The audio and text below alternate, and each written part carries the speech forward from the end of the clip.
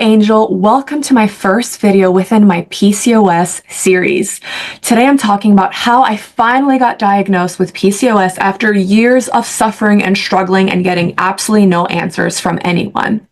I am someone who went through PCOS hell with symptoms like painful periods, acne, hair falling out, fatigue, anxiety, depression, and I'm really happy to tell you that I am here before you today free, completely free of any kind of PCOS symptoms for the past 7 years. Quick disclaimer, I am not a doctor. I am a career guardian angel. I'm a career coach for ambitious women all over the world. But I feel called to share this story because I have noticed a lot of my high achieving, driven clients are also going through a lot of these hormonal and autoimmune women's health issues. Today, I'm specifically focusing on 5 things. Number 1, what my symptoms were. Number 2, how I struggled for years and couldn't get any answers.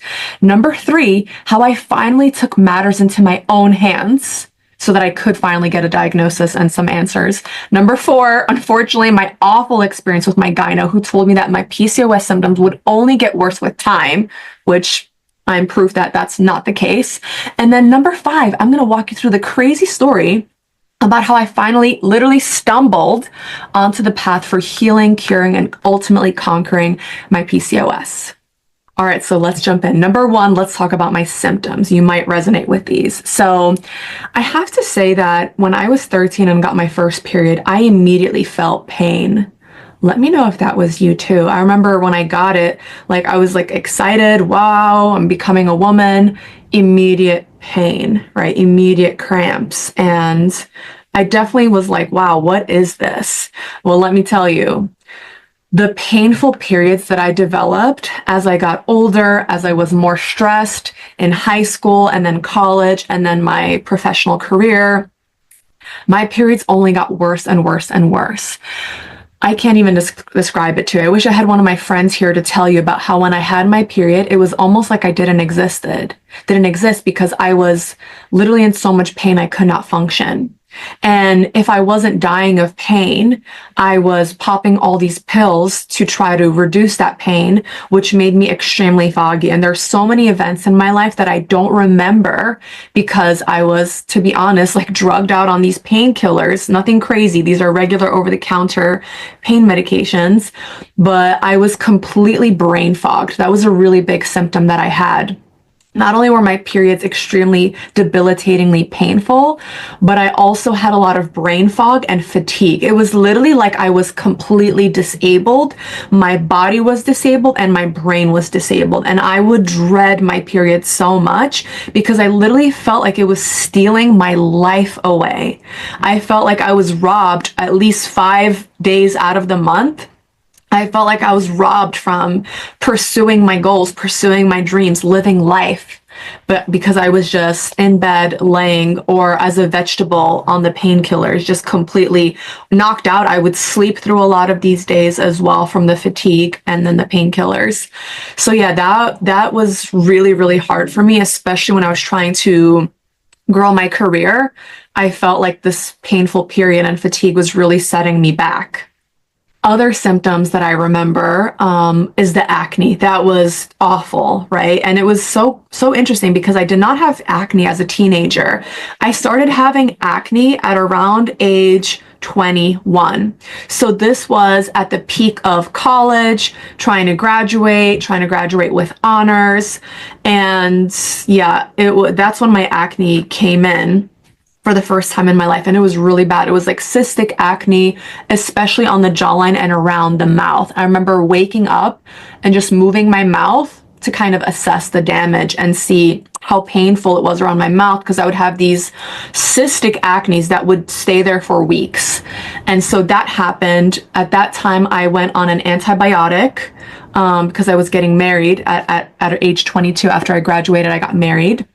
And I went on antibiotic in order to clear up that acne. And let me tell you, that is a Band-Aid approach because a year or two later, when I was in my corporate career, the acne came back. The acne came back and it was leaving scars. It was especially on my cheeks over here. And I had also then a couple years after that started my acting career. So this acne was really wreaking havoc on me. And then to make it worse, then my hair started thinning. My hair started falling out. You know, I don't know if you can relate, but when you're in the shower and all your hair is just coming out, you're brushing your hair, all your hair is coming out. And I know you read it online.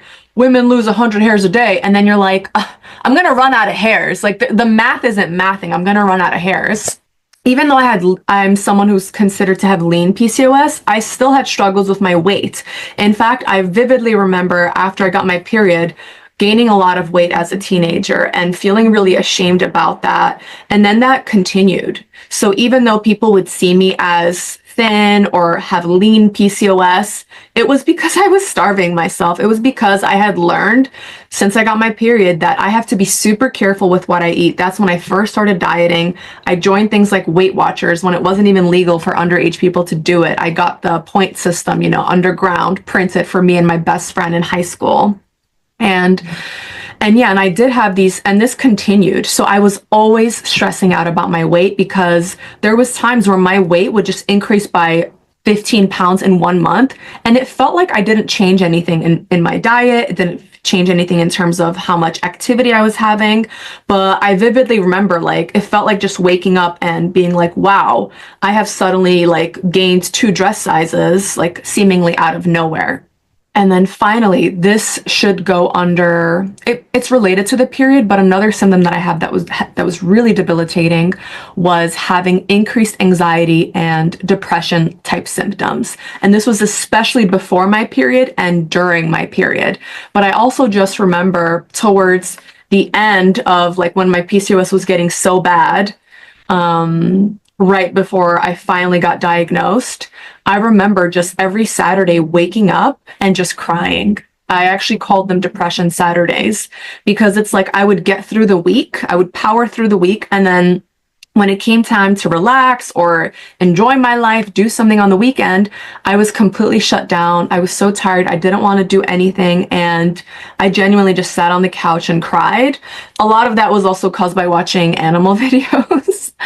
But yeah, I just genuinely, it was like the life was sucked out of me. And on the weekends when I should have been filled with life and joy, I was just a vegetable for most of my weekends. And then on top of that, I would say that that was very depressive, and that would all be exacerbated, especially before and during my period. It got so bad that there were times when I had to call my sister and my husband and notify them that I am worried about myself because my brain is telling me things to do that I don't want to do. If you understand, you understand. And I was genuinely scared for my life. It was almost like my brain was hijacked, and it was terrifying. It was absolutely terrifying to go through those feelings, emotions, and thoughts. And yeah, that would really only happen when I had my period. All right, so those are my symptoms. So this has been going on for years, right? And I always felt like this amount of pain on my period is not normal. Spoiler alert, it's not. Actually, periods, now my experiences, my periods are completely pain-free. So this whole like, oh, some women have painful periods, investigate that, okay? Don't settle for that. So anyway, I would go to my regular doctor, I would go to a gyno and just, be like, look at my acne, my hair is thinning, I'm having all these symptoms. But they basically just told me I was okay. I took a couple blood tests. They were like, you're fine, your hormones are fine. I was having all these hormonal symptoms, but they told me I was fine. So this was extremely frustrating because I felt like I was crazy. I felt like I was too sensitive. I felt like I was just this weakling that couldn't handle just being a woman. So it was very gaslighting to go to a lot of professionals and seek answers and be constantly told you're fine. I also grew up in a household where my mom and my sister did not have painful periods. So like it wasn't genetic. I was just like genuinely so confused. And I know if you have PCOS or if you think you have PCOS, you know how confusing that is. And then you get so paranoid about every symptom. You get paranoid about everything that you eat, which I'll get to in another video when I talk to you about what I tried to cure my PCOS and didn't work versus what did work. Stay tuned for that. So yeah, I remember at one point I was just like, I guess this is my life. I guess I'm one of the unlucky women who just go through these things. And I guess, this is just my forever. Somehow I had learned that through my crazy research, right? Because you become so paranoid, you're just searching symptoms all day long. And so through my research, I found that blood tests are actually not really good indicators of what's going on in a woman's body hormonally, especially since that changes throughout the day, it changes throughout the cycle, and it's not as a sensitive marker. And so I learned about something called a saliva hormone panel, something like that. And I had actually purchased mine one off of Amazon for $200. You can no longer get it on Amazon, but I'm going to link the company that I used. It's bizarre that you can't get it on Amazon anymore. Leave it there. But yeah, I got this hormone test, and I remember spitting into these little tubes, and then I had to send it away, and then my results came back, and I was floored. I was absolutely floored. I'll never forget the piece of paper where it listed all my hormones, and basically all my hormones, they, if it was either too high or too low or normal, none of my hormones were normal. All my hormones were either extremely high or extremely low. So for example, I learned that I had extremely high estrogen, which is part of PCOS. I also had extreme testosterone, which I didn't even know was possible to have both estrogen and testosterone at the same time, but I did. I had extreme levels of testosterone, which explains so much of the more androgenic symptoms of PCOS, like the acne and the hair loss, right? The estrogen explained probably the period pain, and the mental health struggles. My cortisol was up, my DHEA was up, my progesterone was low. And it's so interesting. I've learned that women, we tend to kind of be low on progesterone when we're too stressed, going too hard and being too hard on ourselves, working out too much, etc. And you need more progesterone to balance out a high estrogen. And I had the opposite thing going on. So my hormones were completely whack. There wasn't a single thing on that page that was normal. And so I felt like I finally had answers. I grabbed my little piece of paper and I ran over to my gyno. And by the way, quick story, before this, maybe 2 years prior, maybe more than that, I had went to that gyno, and she was like, we did the blood test and they also scanned my ovaries. And I remember I was really, really worried to find out what they would find when they scanned my ovaries. And I remember being so scared, and the nurse called me, picked up, and she said, and I remember because I was so stressed and hyper focused on getting this news, and she said, "Hi sweetie, I'm just calling about your blah blah results. You're fine." And I remember feeling relieved, like, that's great news, I'm glad to be fine. But I was like, that's so strange because I'm having all these symptoms. Why is every test saying I'm fine? So anyway, I went back to the same gyno and I brought to her my saliva hormone panel results, and I was like, excuse me, this doesn't seem like this is normal. So I just wanted to bring this up because this is saying that my hormones are not normal. She looked at the page, she looked at my records, and she's like, honey, we called you 2 years ago to tell you that you have PCOS and to come immediately for treatment. And I almost lost my shit. And by lost my shit, I mean, I just started crying because I remember that phone call. The phone call said, sweetie, you're fine. She said, sweetie, you're fine. And so she was like, no, we told you to come in. I'm like, that's not possible because you guys told me I was fine. That's why I have not come back in 2 years, because you said I'm fine. So I never came back. And then I'm crying because I'm feeling relief. I'm like, wow, finally, like, there's a label for this. And not that we want labels, but I just finally, after all these years of being gaslit and being told I'm fine and that's nothing's wrong with me, it was like, no, like, can we please all just come to the conclusion that something is not right so that we can then solve it? So anyway, I'm crying, I'm relieved, and then I'm also really, really scared at this point because I had been reading all about PCOS, and it just seemed like a death sentence in terms of quality of life, fertility. There's so many other implications of a PCOS diagnosis. Diabetes is also very, very common for women with PCOS because ultimately at the core it is not to simplify it, it is a blood sugar dysregulation issue. Okay, I'm just going to simplify it like that for now. And so I'm crying, and this gyno looks me in the face and goes, honey, at least you're not fat. And I was skinny at that point, and I was starving. I had been starving for probably the past 10 years. I was not eating nearly enough for a adult-sized woman, trying to keep my weight down because I knew I gained weight so easily. And she's like, honey, at least you're not fat. Most women with PCOS are overweight.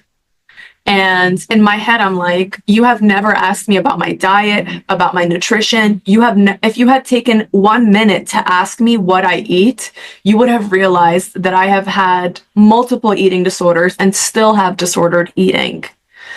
And so, oh yeah, I forgot to mention that in my PCOS journey, I do think that, PCOS contributed to my eating disorder. I also think my eating disorder when I was a teen caused my PCOS to rage. Okay, I believe it's a two-way thing. I'm going to cover that in a different video I'll do about lean PCOS.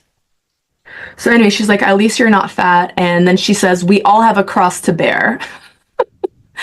And then I was like, she basically said, this is going to get worse as you age.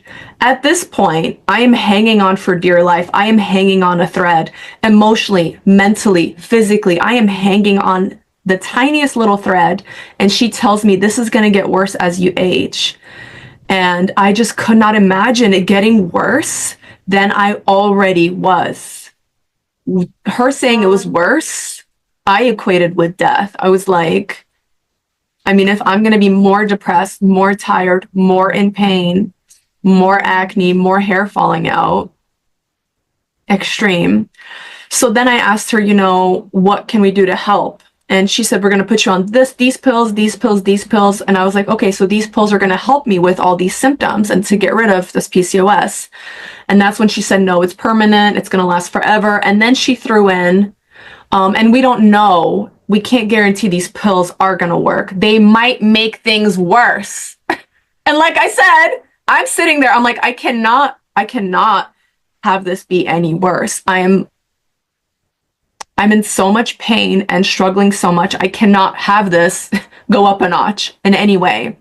So I ran out of there and I decided that I was not going to take those pills. I decided I didn't want to be a guinea pig. I had never taken birth control. I still don't take birth control. I was like, and when I looked at my hormone panel and all my hormones were messed up, I was like, why would I put more hormones on top of these messed up hormones when this is already a cocktail of crazy? You know what I mean? I was like, that just logically didn't make sense to me. My intuition was like, this is not it.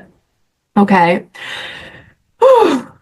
I'm going to walk you through what I did to try to cure my PCOS on my own, what worked, what didn't work after I finally got that diagnosis in my next video. Before today, I want to finish this crazy dramatic story by telling you how I actually got on the path to finding the solution to curing my PCOS. And it wasn't by finding a PCOS specialist or anything like that. Actually, it was a crazy story. Basically, I got into a car accident on my way to work in my brand new car that I got for Christmas from my husband less than a month ago. So I'm driving and I got rear-ended by a car that also got rear-ended. So it was like a double slam. And so I started experiencing headaches after this accident. Was it related to the accident? Yes. I think it was physical, but also mental. I was just so stressed at that point with all my PCOS symptoms, trying to climb the corporate ladder, which wasn't working for me back then. And then also the stress of my gift, this car that my husband got me, is just ruined through no faults of my own. So anyway, I decided to go to acupuncture. I had never done acupuncture before.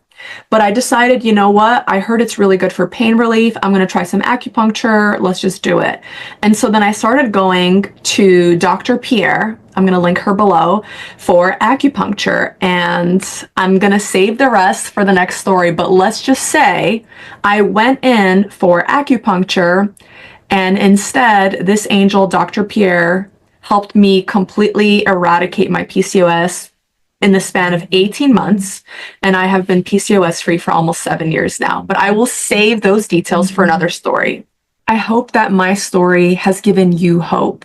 And stay tuned for my next video where I describe exactly how I healed my PCOS, what worked, and also what absolutely did not work. And feel free to leave any questions for me in the comments below. I'd be happy to answer them directly or in a future video.